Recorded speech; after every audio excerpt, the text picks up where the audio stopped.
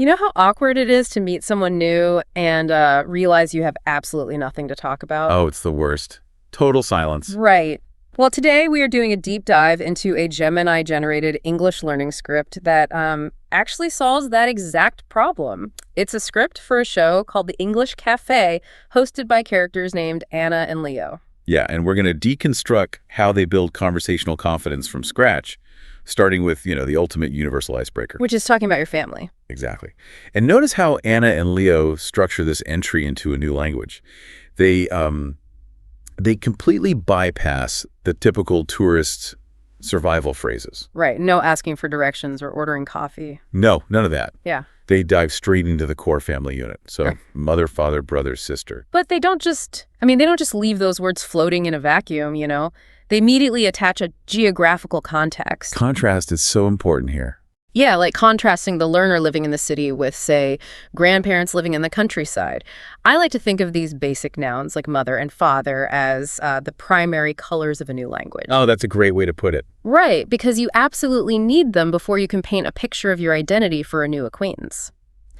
Adding city or countryside, that builds the set behind the actors. It gives the listener's brain a spatial hook to kind of hang the vocabulary on. Yeah, and that spatial contrast is crucial. It moves the vocabulary from a sterile textbook list into a lived reality. It gives the learner a rudimentary map of their world to share with someone else. But a geographical map isn't really enough to sustain a real conversation, is it? Because here is where I get a little tripped up. Oh. How so? Well, the script establishes these basic characters, the who and the where, but then it just sprints into highly emotional, descriptive phrases. Yeah. We jump from I have one brother to, specific nostalgia. Exactly. A mother cooking nice meals on Sundays or a father playing football in the park. Why does a basic beginner script abandon simple grammar progression to jump into such vivid memories? It feels really fast. I get why you'd think that, but it's actually a brilliant psychological hack. Teaching a beginner to describe a memory isn't just about expanding vocabulary. It leverages how human memory actually works. Oh, so like cognitive stickiness. Yes. Emotion creates that cognitive stickiness. A learner is far more likely to retain a phrase that triggers genuine feeling like a Sunday dinner than a rote fact. That makes total sense. If you only teach "this is my sister," you leave the learner stranded in this very transactional, census form mode of speaking. Precisely. So injecting that emotion early on teaches them the mechanics of actual storytelling. And storytelling is, it's how we bond. Right, it's how we connect. So once that emotional toolkit is built, the script forces the learner to actively apply it. Which is the practice time segment. Yeah, but how do they prevent the learner from just, freezing up when a real human actually asks them a question? By using simulated pressure. Anna and Leo set up these specific role-play scenarios.